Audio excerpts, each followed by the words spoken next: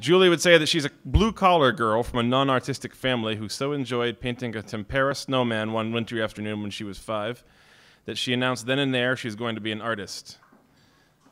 In pursuit of that early dream, she concocted myriad schemes to incorporate painting into life, painting on walls, furniture, canvas, doors, boards, and even backpacks. She's traveled around the world, painting murals in exchange for room and board, bartered paintings for healthcare and for food, and lived in an appropriate garret on Portland's glorious East End. And she says, "My friends will tell you that despite all that, I'm fun and not sadistic at all." Julie is talking tonight about art and gestation.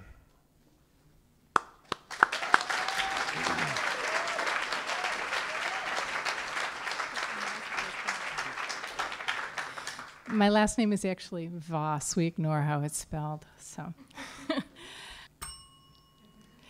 when I was a year old, I weighed so much the doctor had to put me on a diet. My grandmother used to feed me bread and butter when I cried, and I liked bread and butter, so I cried a lot. Fortunately, fat is beneficial for the infant brain, and in my mind, I was bulking up for art. I'm a self-taught artist, and my work these days is based mostly on process. It was not always like that, and I'm here tonight to talk about the gestation of my process and how I learned to step aside and let my art guide me through its own creation. Like a lot of self-taught artists, I started out just wanting to draw and paint what I could see and make it look as much like a real artist's work as possible. I worked from photographs, I copied paintings, I did pretty much everything a serious art educator would suggest you don't do. Then, of course, I married a commercial artist, and I can tell you that working with photographs was fine with him. He did it all the time. But watching him work is actually how I learned the basics of painting. We ended up moving to the Shenandoah Valley in Virginia, and I was so inspired by the beauty there, that was my driveway. I finally stopped working from photos and started painting on site. And then one day, I was inspired out of a depression, I am an artist, to paint an image that existed purely in my mind. Now, it was challenging because I had a general image, but I had to call forth all the details. And that started my process of staring at pieces forever, waiting for them to talk to me.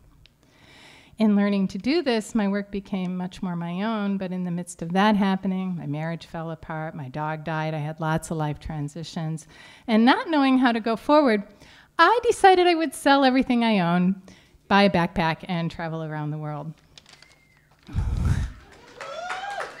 It was a good year. It was a transformative year. While I was gone, I did an extended meditation retreat in Thailand, and meditation then became a serious source of inspiration for my work. I saw this piece after a meditation session in Bangkok as I was bending over tying my shoes. When I got back to the States and had a studio again, I found the images I was giving birth to were basically a record of my internal life, sort of an autobiography of my spirit. Images were arising out of meditation, and I liked meditation, so I did it a lot, and I kept busy trying to record them. In those first few years back, I did a series of large canvases of female nudes, some of which took the better part of a year to complete. These were all images I saw in my mind, poof, and then just tried to work them out on canvas as best I could. I already said that, I didn't use models. Then I backslid away from using internal imagery because I wanted to make money. So I started hawking landscapes on the art fair circuit, and between the fairs and working full times, I burned out real fast. And I quit painting. I quit painting entirely, and I really did not know if I would ever go back to it. My mom was a cigarette-smoking real estate lady who strongly encouraged me to paint the kinds of pretty pictures people would hang over their sofas. Her standing comment on my work was, the color. When she passed away in 2008, my spirit was begging me to play with color again, and I knew I had to have no expectation of the results. So a few weeks after her funeral, I took a workshop in encaustic painting. And for those of you who are not familiar with encaustics, it's an ancient technique. It uses beeswax, damar resin, and pigment. It's a fantastically flexible medium that allows you to paint, collage, transfer, you name it. I loved it.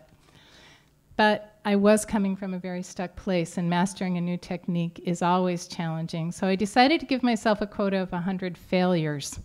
This was piece number 33, and it's the first one I kept. It's entitled Say Goodbye in Tribute to My Mom. Now, in encaustics, you work with wax and heat. I use a blowtorch. So your control of the outcome is not exactly absolute.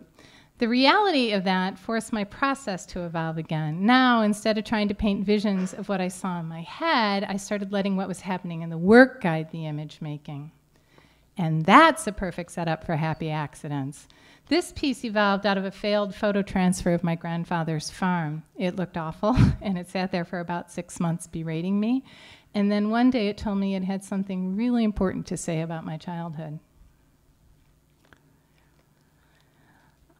I also found that works didn't feel done to me until I'd found a place somewhere within them to combine figurative and abstract elements that would unify both subjective and objective experience, kind of bringing together that world that we live in, the physical world, with the world that goes on behind our eyes.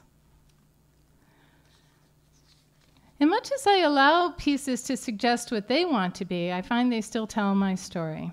This piece is entitled Venus Transcended, and it is a bit of a reference to my nudes, but it's also about the type of energy at the foundation of beauty. Just that lifting. Most pieces take their sweet time before they reveal themselves to me. I thought this piece was done for about a month when one day I walked by it and it asked for that swirl of color around the figure's head. It's about the manifestation of the spiritual within the physical. I entitled it Hooked on Manifestation. And I do have to be careful with that line between staying true to my process and the demands of the market. Last August, I committed to painting 30 birds in 30 days and pre-sold them. And it was interesting trying to finish pieces in that short of a time. But what I found was I started getting burned out again. So I'm not going to do that again. All in all, though, I have to say that engagement with the process of letting images birth themselves has provided me with really some of the richest and the most meaningful moments in my life. And I feel like in its own way, it's allowed me to give birth to myself. Thank you.